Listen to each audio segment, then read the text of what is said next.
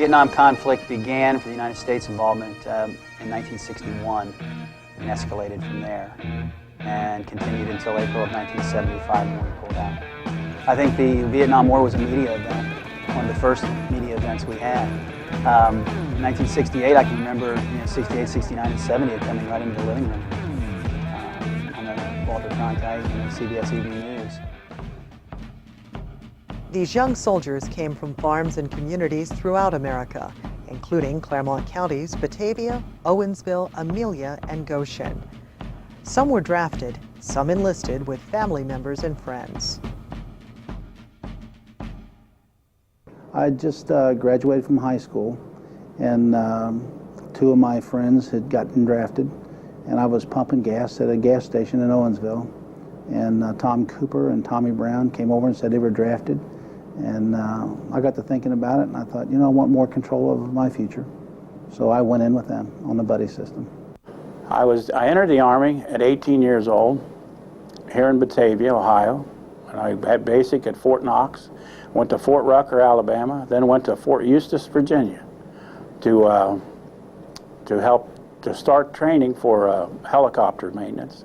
I was so upset that when I joined the Army, I wanted to go to Vietnam. I wrote my congressman, William H. Harsha, and lo and behold, it didn't take very long. We were sent to Fort Knox, and I trained there for about 6-8 months, and then we were on our way to Vietnam. I went to Vietnam in March of '68, returned in March of '69. I came out as a buck sergeant, and I was with the 199th Light Infantry Brigade, attached to the 25th Infantry. Okay, I went over in June of 1969, and I came home in July of 1970. I spent 1 year, and I was with the 25th Infantry Division, and we was called the 2nd and the 27th Wolfhounds, and our base camp was called Cu Chi, Vietnam. Larry Walling went to Vietnam looking to be a man. As he reflects, he was a good soldier, one that followed directions and carried out orders. The first night that I was there, they had pup tents and stuff, tents set up on the beach for soldiers just coming in. The first night that I was there were some rounds that came in, and the tent down from me was hit, and there were 4 guys in there that were killed immediately. And that's something that I went through Vietnam with all the time, and I still go through it today, is that survival guilt. I wanted it to be me, and I don't think that wasn't insanity. I was scared. I thought, wow, there's a chance missed. It was like I wasn't on a suicide mission, but I wanted people to know that I was a man. I can actually feel the weight of my helmet and my flak jacket. I can smell it. I can smell the diesel fuel. And when I'm seeing green trucks, when I even pass a convoy today, for a long time in Vietnam, every day, every roll of the tire could be the last. And to live in that kind of a trauma, and we've been ambushed. I have been sniped at. I have once had to push a truck off the road that had hit a landmine, and the guys are burning in it, but the convoy cannot stop. They would take a 6 or 7, 8-year-old boy, get them high, put a hand grenade in their hand and pull the pin, and this little boy would walk up in the midst of a bunch of GIs and blow up. I've seen this happen 3 times. And they called us baby killers. I don't know, what would you do with a 7-year-old boy walking at you with a hand grenade and the pin pulled? What do you do? The horrors of war are some things these men will never forget. I have seen the enemy, NVA enemy, run in trenches. I have shot them. The first person that I actually did kill was a woman who ran from me. I live with these people every day. I never forget. He was shot by a sniper. I carry his bracelet, and I got a picture of me and him in my wallet I carry with me. It's something you never forget. It's something, some of the horror you see, you'll never forget, you know, the rest of your life. It's something that, it's a real experience. I mean, can never forget. Second time I was shot down, which was May the 12th in 1968. Our co-pilot had the whole back of his leg shot off. Somehow they managed to, our airplane had smoke, was filled with smoke. And they managed to land a plane within the base of this perimeter. And there was another time which I remember seeing the NVA on the outskirts of this base. This base was being overrun.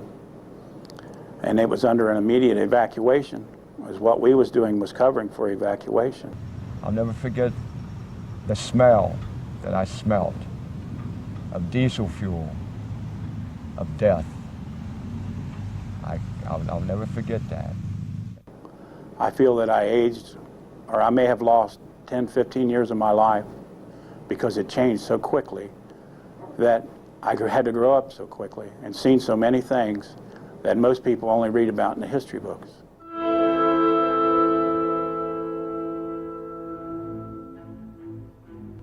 I was in one of the lead elements, my squad was, and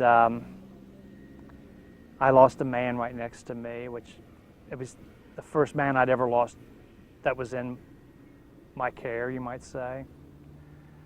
My point man was shot on the other side of him. The first round that hit me went through the side of my neck. And it was just chaos, just firing and shooting everywhere. Seems like seconds later, I was shot again through the stock of my M16, and a round went through the inside of my right arm.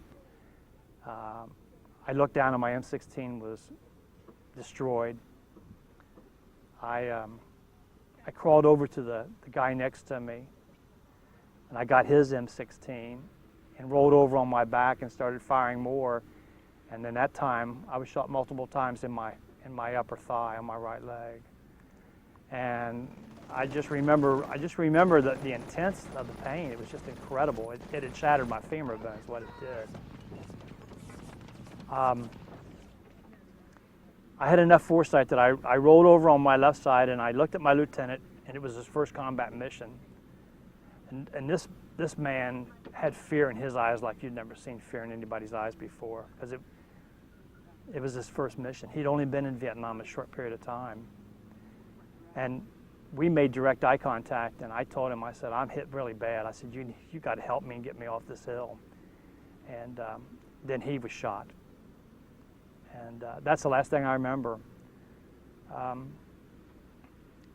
What was left of my company withdrew to the base of the hill, where they could kind of regroup and see what the heck was going on. And like I said, it was chaotic. And my best friend at the time was, scrambling around and said, "Where's Bill? Where's Bill?" And somebody said, "Well, him and Paige are still up on the hill. They're both dead." And the platoon sergeant said, "Well, we got to go get their bodies. We're not going to leave anybody behind." The platoon sergeant grabbed the guy next to me that was dead, and my best friend grabbed my legs to pull me off the hill. And when he said when he grabbed my legs and pulled me, that I let out a groan. And he said, I knew then. He said, he told the sergeant, he said, "Bill's still alive. Bill's still alive."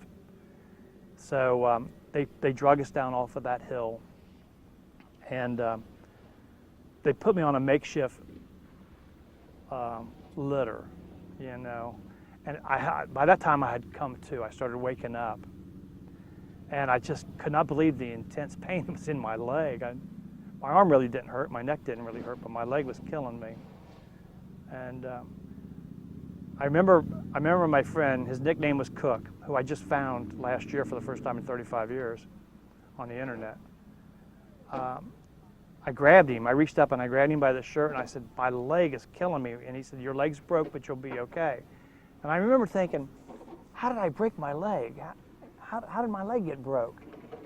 So they'd called in medevacs at the top of the hill behind us. And I remember they threw me in this chopper. And for some reason, I was the only one laying in the floor of this chopper. I don't know, maybe other people had been evacuated, I guess. I don't really know. But I can remember this gunner, this 60 gunner, turned around and looked at me and he said, Sarge, you want a cigarette? And I said, no, man, just get this bird out of here.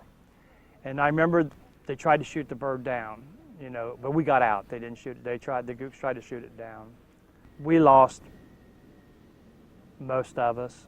They tried for 4 days to save my leg. The day they cut my leg off, the day they had to amputate my leg, I'd been in the Army exactly 1 year that day. I always thought that was pretty ironic. My dad went to Vietnam when I was 2. He actually came home on leave. We had some time at the lake, and he went to Vietnam in August of '67. I turned 3 at the end of September, and he was killed November 24th of that year. I remember him sitting in a Naugahyde chair, flicking a cigarette lighter that looks like a cannon, and it's just a flash, and that's pretty much the only thing that I think may be a memory. I was always told that my dad was killed overseas, and I was probably 10 before I understood that overseas was Vietnam, because nobody said Vietnam. I thought overseas was like the name of a country or town or something. So it was probably about when I was 10 that I realized that it was Vietnam and it was a war. I saw some guys on the local cable channel talking about the half-scale replica that they were bringing to town of the wall. And they were also talking about Sons and Daughters in Touch and looking for kids whose dads were on the wall. And I was in another room and kind of heard part of it. And my first thought was, they aren't talking about kids like me because people don't care. The first vets that I met told me that my dad was their brother, so that made them my uncles. And I had a lot of uncles. I've heard from a few guys in the last few years that knew my dad or were serving with him. One guy was there when he was killed and kept a diary, so he sent me a copy of his diary from that day. And so I've been able to learn more about my dad and where he was and what he did from these men that knew him. My dad was an Army medic. He was with the 2nd of the 39th of the 9th Infantry Division. He was stationed in Benoit at Bearcat, which was the base. He went on search and destroy missions and would be out in the field for days at a time. He would go to villages and do medical treatments to the locals and that kind of thing as well. But basically, he was a combat medic, and that's how he died. He was doing his job, and they had come under fire, and he was rendering aid, got a couple guys out. Another guy kind of ran out into the open, and Dad went after him, and they were both killed. So, I mean, I always had this question, you know, maybe he screwed up, maybe he did something wrong, but he was doing his job. And I was able to go to Hill 82, where my dad was killed on March 10th, and see where he was and walk where he walked. We had a little ceremony, which we did at all of our sites, and we left flowers and notes. It's important that we have the wall because it helps future generations know of the sacrifices that our loved ones made. Vietnam Veterans Memorial Wall is a healing. It's something that was long overdue. Young people today need to understand what Vietnam was all about. I think the impact, on the older Americans that were there to witness and live the Vietnam War, I think it's going to be a healing for everybody.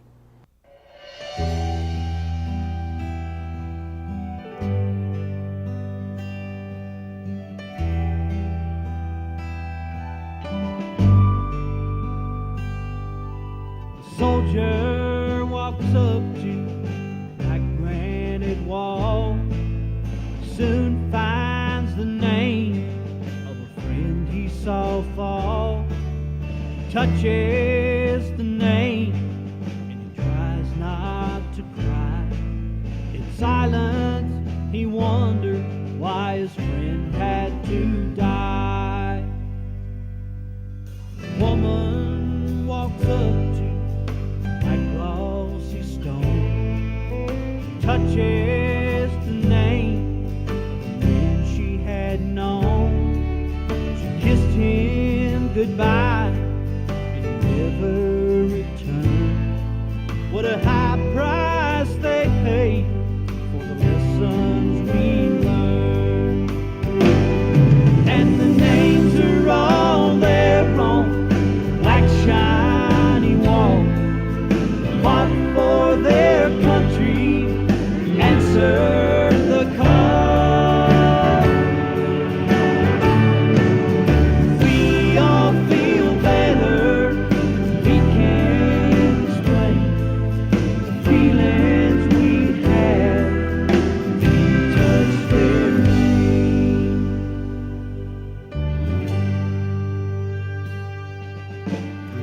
More than 58,000 men and women died serving this great country in the Vietnam War. Young lady touches the name of her dad and longs for the father she never had. She's happy that honor has now come at last, but it can't erase the pain of the past. Two fingers meet on a name etched in stone. They touch it so gently, and feel so alone. Their only pleasure is what they recall of a son who is now just a name on the wall. And the names are all there on black shiny walls. Fought for their country, answered the call. We all feel better, we can't explain the feelings we had when we touched their name.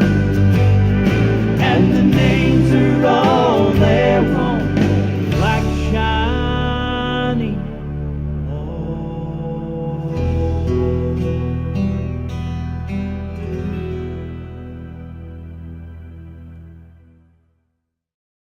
There's two that's on the wall. One's his last name's Snell, and the other's name is Rucker, and they're both from Ohio, and they're both on the wall, and they both were killed at the time that I got hit. So yes, that was very traumatic, and you wonder, you just wonder what their life would have been like, and that's when you feel guilty, right, Jim? Yes. You feel guilty about returning, and why did they die when they were as close to me as you are, and I made it home. And it does mess with you, and especially, well, it does. It really upsets you because you feel guilty about it. I talk to them. I got my little places I go to. It's called a safe place for me, where I just got to go and be alone. We could call it a bunker if we want to. I lived in a bunker for many, many years because of this.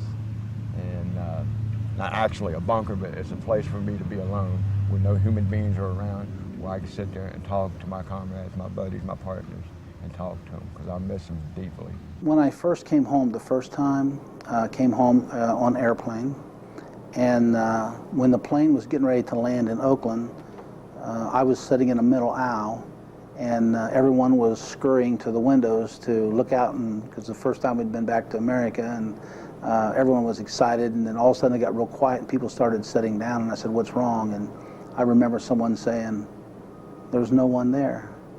And that's the way it was. It was like 3 o'clock in the morning, and I come home, no one was there. If you look at the experience of the typical Vietnam veteran, the thing that sets us apart is that we simply did not enjoy the respect of our peers when we returned home. And that was very damaging. It exacerbated whatever other problems that we might have had. Now, there are a variety of ways that I could illustrate this, but let me just say that instead of Marlene Dietrich, our movie stars, such as Jane Fonda, made fun of us. Our movie stars in our era went over to Hanoi and set on anti-aircraft batteries. Instead of John Wayne and Glenn Ford, the movie stars of our era depicted us as confused, troubled individuals. Think of Apocalypse Now. Think of Platoon. You had Martin Sheen playing essentially a misfit, Marlon Brando a misfit. And so quickly, thanks to what the major institutions in society, such as the media, the entertainment industry, corporate leaders, what the major institutions in American society told the rest of the civilian population about the Vietnam veteran, we were forced to dig ourselves out from a real deep hole. Hollywood makes war glamour and puts more love in it, and truthfully, you get scared. I've been so scared that my foot wouldn't stay on the floor of the helicopter. When you go into a place where you know they're shooting at you, it's just, you can't imagine how scared you would be. You know what my mother will tell you, she had 2 sons and went to Vietnam and came back. But we didn't get back too much later. For 30 years, Larry Walling has been fighting the demons that refuse to leave him. After the horrors of war came horrific bouts of alcohol and drug abuse. When I got home, I took a plane to Miami, Florida. That's where my family was living then. And it was Thanksgiving Day. I got off the plane, and my family's over here. My brother, the veteran, the combat medic, he had a salute for me. And this lady coming by, I say, you know, as an older lady, I guess she was maybe in her 30s, 40s. You got to remember, I was 20. And she spit on my boots. She spit at me and said, "You damn baby killer." And right, I can feel that emotion even today, because that is what I heard for the next 30 years. That I didn't do anything special. I had nothing to be proud of. And for 30 years, you know, I wouldn't even hardly tell you that I was a Vietnam veteran unless you really forced me or saw a picture or something like that. Our government did things that didn't make a lot of sense to these guys, why they were fighting for one thing one day and giving it back the next. You know, it didn't make a lot of sense, but they're over there doing what their country asked them to do, only to come home here and be stigmatized by you know, being baby killers. Anti-war efforts escalated as the casualties mounted, and we weren't given reasons on why we were over there. Many people considered it had something to do with the oil industry. Many people considered we were interfering in a civil war, and remembered back in our civil war how we really did not want France and England involved in our civil war. It was like somebody on the outside getting involved in a family feud. And so as the war lengthened, more people went overseas to serve, more people were being killed, the cost escalated, inflation began to rise. Then people, once it hit the pocketbook and we were losing a lot of our people, then people became very resentful towards that. It hit the college campuses hard. I mean, we had protests and attempts to blow up the administration building at UC.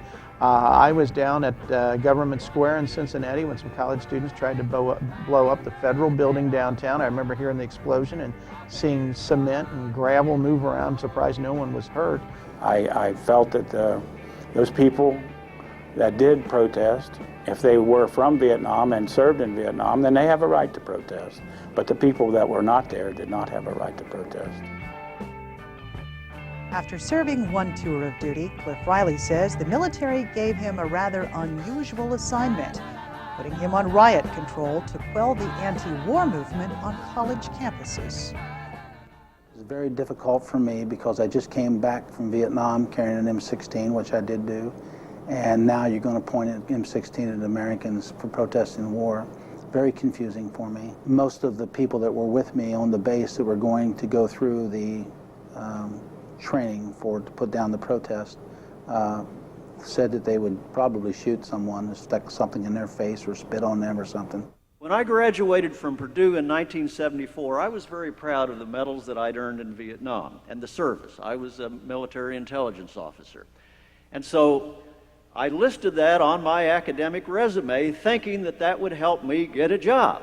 Well, my major professor took one look at that and he said, "You've got to take that out of there. You will never get a job with that on your resume." And I had virtually no idea until I got to the University of Cincinnati what he was talking about. And so until I was promoted full professor, and I might add until I read Deer Hunter, I had a 3-year gap in my academic resume. And I finally, after reading the Deer Hunter, and was so inspired by that I wrote an article that is there for posterity today in the Cincinnati Enquirer, and to a great extent it was equivalent of coming out of the closet. There's a lot of guys that are still fighting the war here. And I did for a long time. But you know, when I finally got to determination that Charlie didn't get me in Vietnam, I'll be damned if he would allow him to get me over here. Because this is my land. This is my country. What I was willing to die for. And I'll be damned if he's going to destroy me over here. Larry, it's been 33 years. It's been a very long journey for you to come to this point where you're here at the Union Township Veterans Memorial Park to view the wall for the very first time. Yeah. It's taken a lot to get to this point. Yes, it has. It's taken me 33 years to get here. It's something I've ran from for the last 33 years. You know, and I'm thinking as I'm walking up this wall and as it inclines up, it's reminding me of the mountain that I've had to climb for the last 33 years. But it's a mountain. I can see the top. I'm getting to the top of that mountain. But it's been a hell of a long haul.